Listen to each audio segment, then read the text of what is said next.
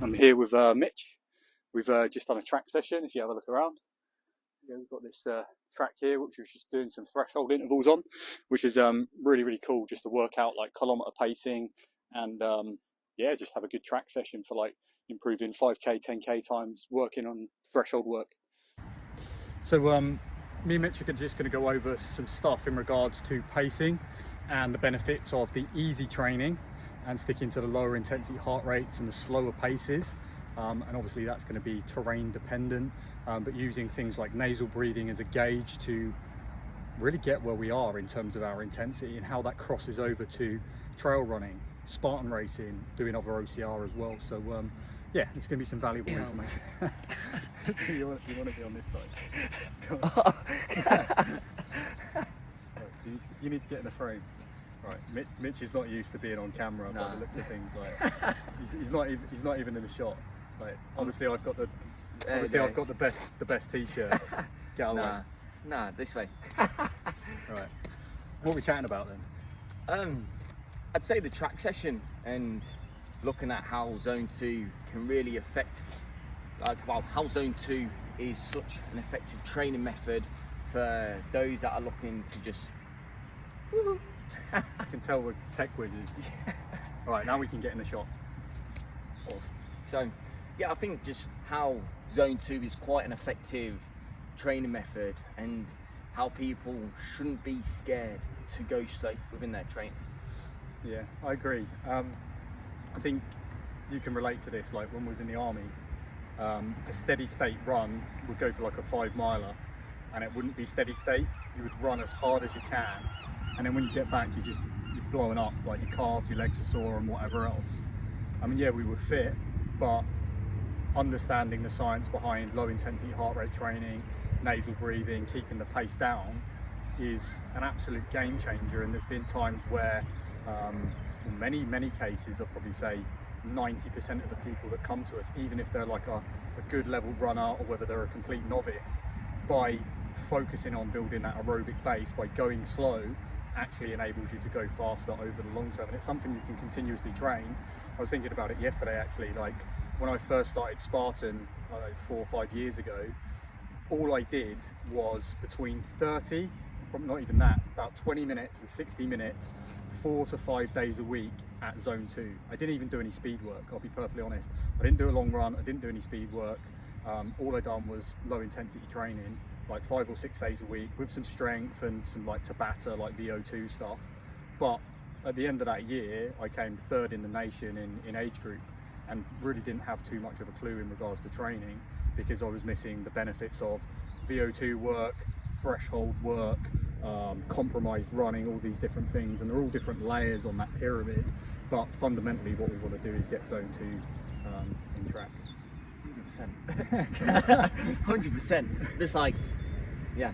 So, yeah, like in the military, it's just like go hard, like push really hard. Like blokes would get 100 meters out the gate and they'd be blowing up their arse, they'd be fucked. And then, like throughout the entire time, it's just keeping up with the group until it finishes. I think, like if you've got an injury, or for those that are recovering with an injury at the moment, I think it's quite important that you do look at aerobic training and your lactate threshold training, because yes, you're going to get some benefits from lactate threshold training, but if your body's recovering from a serious injury, like say a ACL injury, or you've torn your ATF out, like whatever injury, if you're either just getting on the bike doing Zone 2, like monitoring your heart rate, or if you're going on the rower, just rowing nice and easy, like the benefits in the long term, not just from a training perspective, but also the oxygenated blood that you're going to,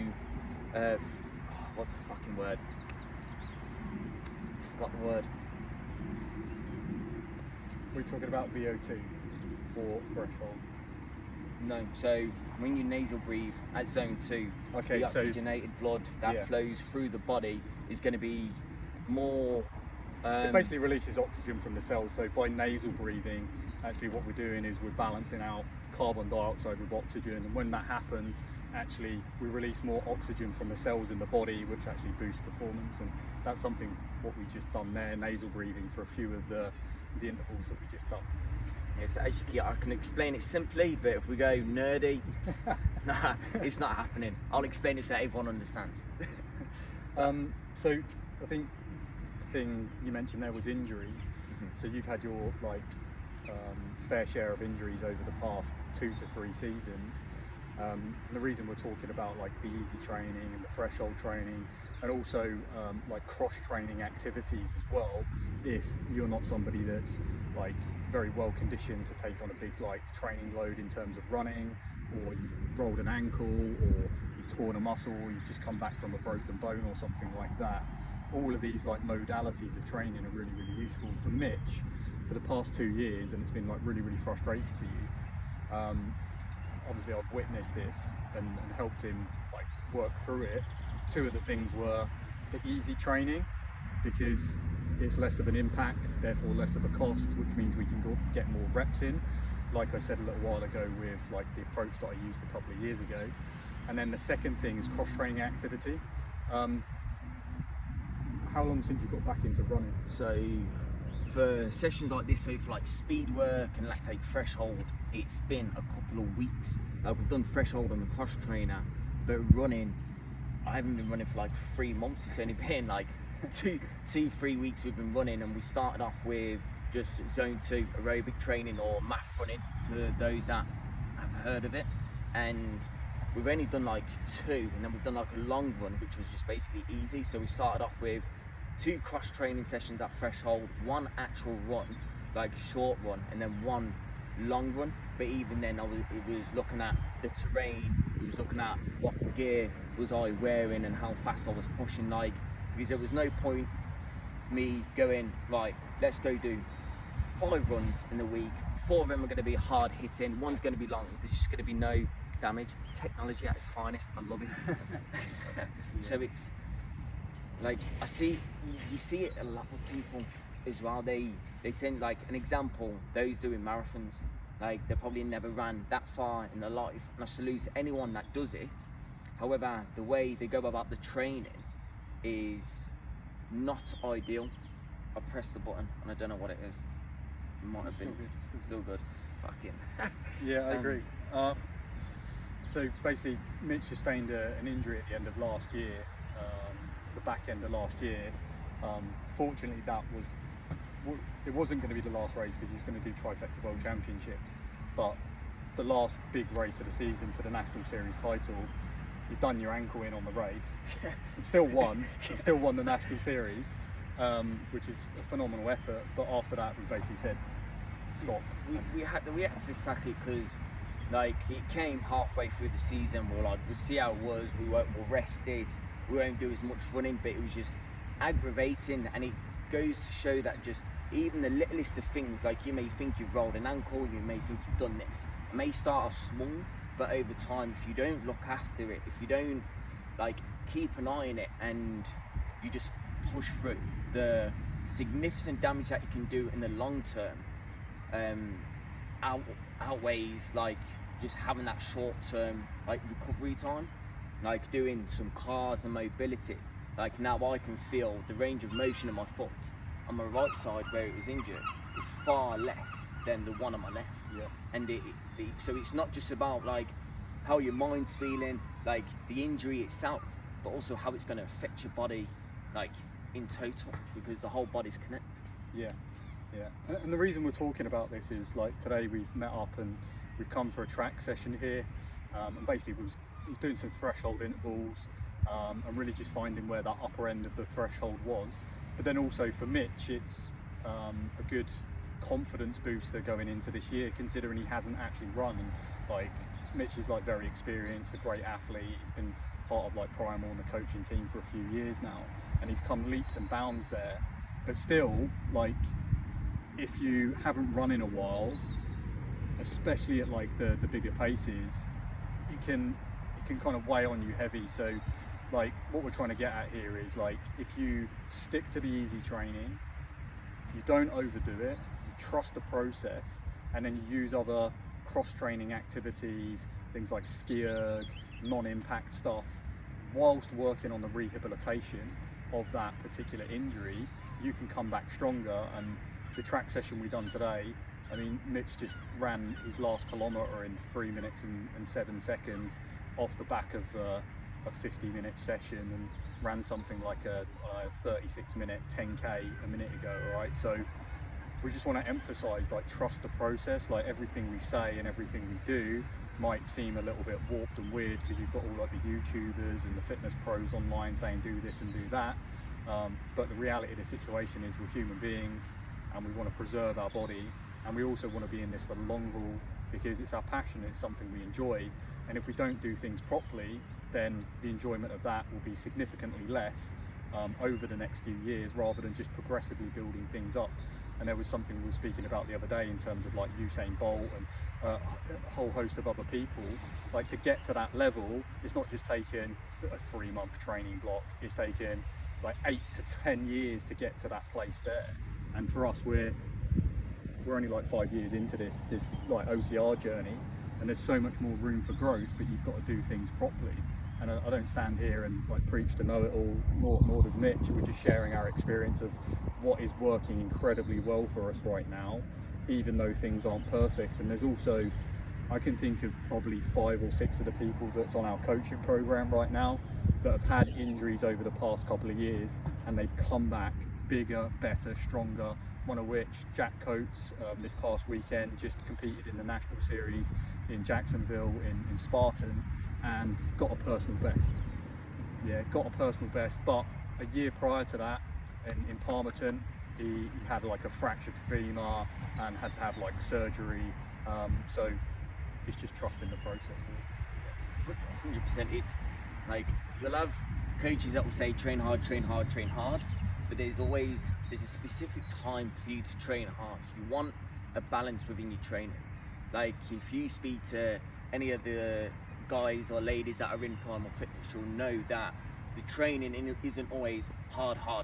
And for those that I coach myself, like, they will like even like admit, like, I tell them if they're feeling a niggle or they're feeling sore, like, reduce the load, reduce the impact, reduce the volume, because then you're going to allow your body to recover. Because all that's going to happen is if you push through and soldier on, like, the damage over the long term isn't going to benefit you. It's not going to help you perform to the best of your ability when you're trying to set a new PB, or whether you're going for a title or a podium, or even just to run 5k.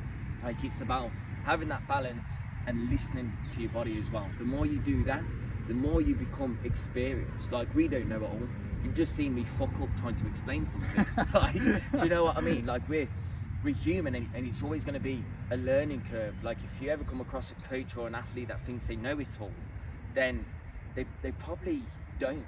And I'm not saying a lot of coaches don't know stuff, because there is coaches out there that know a lot of stuff, but there's always something for us to learn. Okay. And I think as like an athlete or someone that's investing in like their fitness, and like carrying on from what Mitch was saying, like, we're not saying don't train hard. Like, that training session that we just done there was hard. Like, it had some like pretty intense intervals in it. But what we're saying is, like, things come at a cost. Like, if we went a little bit faster today than what we programmed, yeah, that would be great, and we'd be stepping away with a warm fuzzy feeling, but we may be more sore tomorrow, and we want to get up tomorrow and perform again, and the next day, and the next day. So, like, if you're somebody that's following a training program at the moment, like, stick to it, but don't like do more than what it says there. And also be intuitive and flexible and adaptable to, one, the way that you feel, levels of stress, like, how well fed are you, how much sleep did you get, what else have you got going on in life. So it's really like optimizing all of the intensities of everything, and like Mitch said, like, balance. It's balancing the stress of life, yeah, with like the rest and recovery that we get in between it. So it's really like looking after yourself. But even for us, like, a big part of it is, if something doesn't feel right, in fact Mitch was just speaking about this a minute ago, and you can chat about it, it's like, went out and done a training session and then sacked it. Yeah.